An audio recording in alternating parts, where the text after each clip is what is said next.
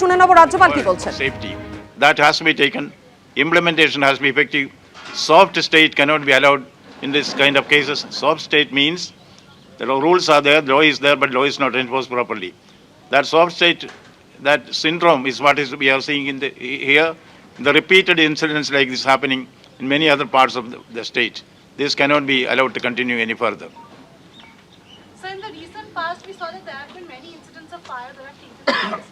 Do you think there have been some lapses on the part of the on the part of the state government?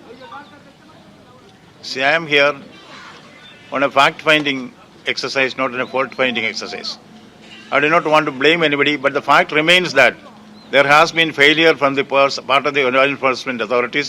Otherwise, this kind of repeated incidents would not have taken place. Thank you.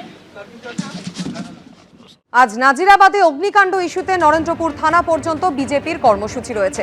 এই ঘটনা সম্পর্কে আরো বিস্তারিত আমাদের জানাবেন সরাসরি আমাদের সঙ্গে রয়েছেন আমাদের দুই প্রতিনিধি শিবাশিস মৌলিক এবং সন্দীপ সরকার।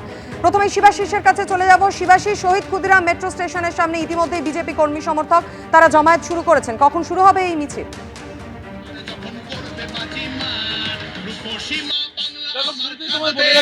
নাজিরাবাদের অগ্নিকাণ্ডের প্রতিবাদে এই প্রতিবাদ মিছিল যার ডাক দিয়েছেন শুভেন্দু অধিকারী। গতকালকেই আমরা এখানে ঘটনাস্থল পরিদর্শন করতে গিয়ে সেখান থেকে শুভেন্দু অধিকারী নরেন্দ্রপুর থানা চলো বা নরেন্দ্রপুর থানা অভিযান এই মর্মে ডাক দিয়েছেন আজকের এই মিছিলে, যার অনুমতি গতকালকেই কলকাতা হাইকোর্ট থেকে নেওয়া হয়েছে।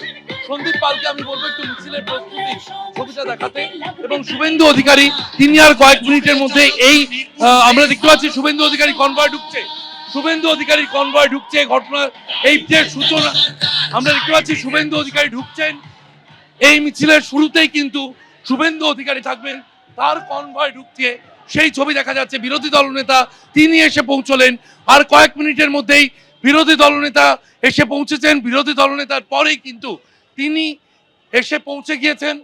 আমি কথা বলার চেষ্টা করবো সরাসরি এবিপি আনন্দের পর্দায়।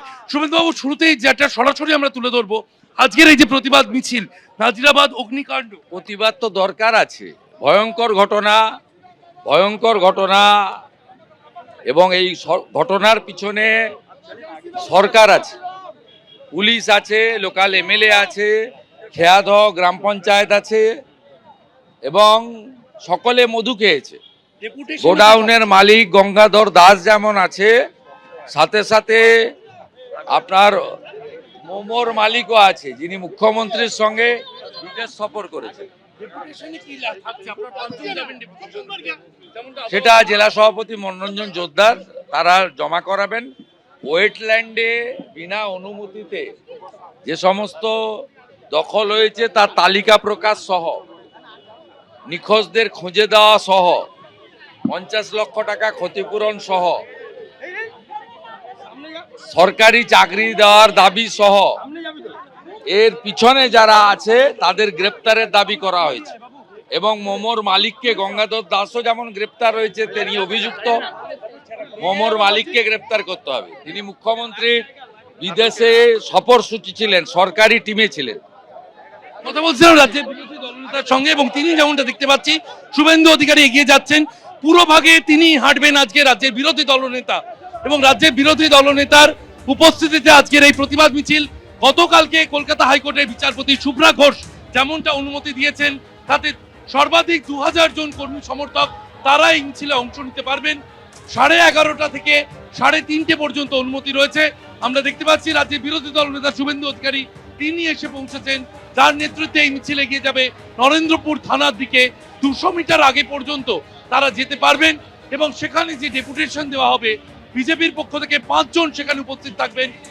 যাদবপুর সাংগঠনিক জেলার জেলা সভাপতি তিনি উপস্থিত থাকবেন, তার সঙ্গে আরো 4 জন যাবেন এবং তারা দাবিপত্র যা তুলে দেবেন নরেন্দ্রপুর থানার হাতে, এমনটাই জানালেন রাজ্যের বিরোধী দলনেতা শুভেন্দু অধিকারী। একদমই শিবাশিস, সেই ছবি আমরা দেখতে পাচ্ছি। শুভেন্দু অধিকারী তিনি পৌঁছে গিয়েছেন আর শহীদ ক্ষুদিরাম মেট্রো স্টেশনের সামনে বিজেপি কর্মী সমর্থকরা তারা জমায়েত করেছেন। মিছিল আর কিছুক্ষণের মধ্যেই শুরু হয়ে যাবে। এবিপি আনন্দ, এগিয়ে থাকে, এগিয়ে রাখে।